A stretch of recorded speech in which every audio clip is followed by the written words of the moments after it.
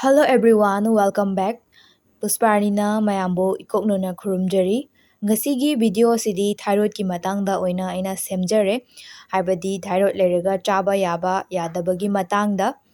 Ado mayam thyroid ta makhan ani thokna leigani. Hypothyroid haiba amaga hyperthyroidism haiba amaga. Hypo sini mayamna thyroid leire haise sidi opposite oina chatle haibadi hypothyroid haiba sida aigi thyroid gland sina thyroid hormone se fazana puthokpa ngamdraba matamda iodine deficiency gumba leirakpa matamda thohale.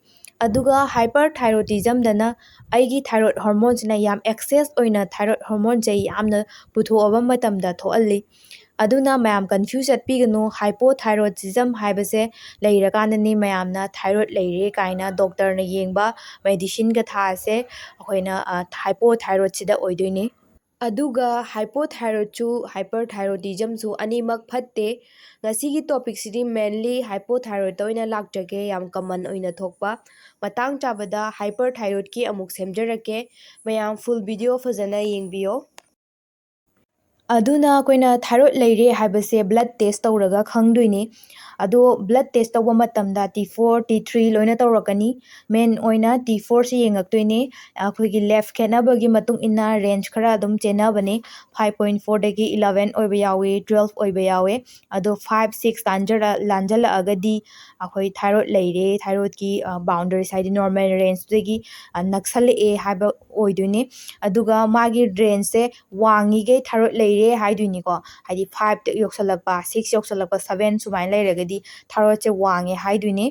Aduga akoigi common oiba symptoms kaida dry skin oiba skin da krang lauba marik mahau thoktaba. Aduga akoigi memory loss kumba oiba yawe ningjangba thoktaba yamna kauganba ningjangbagi chang watpa sumaina thoelli.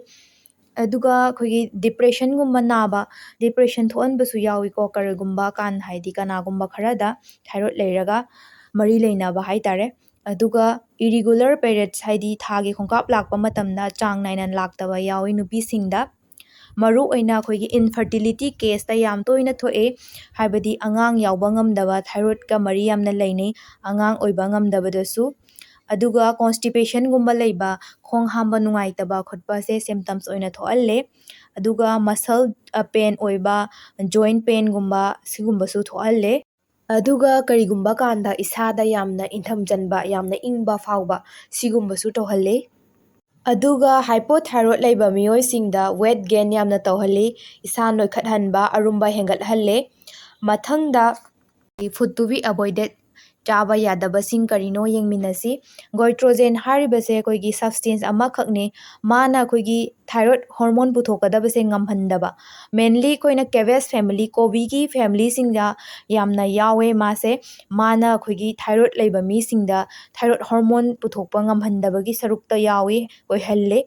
Aduna akoina kobi gi jat kobi gi family oibasing hotigi brussels aduga hangam asangba gumba sisu akoina thyroid leibada chabigano haina haijaninge. Aduga kobi leisu chabigano hidak charingai marak yamna thyroid wangingai maraktadi kobi gi jat sima loina thingbiro. Mathangda kobi full sisu yamna phatte ko akoigi hypothyroid leiba thyroid wangba misingda sisu chabigano. Aduga akoigi soyabin akoigi hawaijar maru mana semba product kai oragasu adagi direct hawaijar maru oragasu chabigano. Aduga hawaijar maruna semba thau bokta akoina avoid tawhalle thyroid leiba mi singda.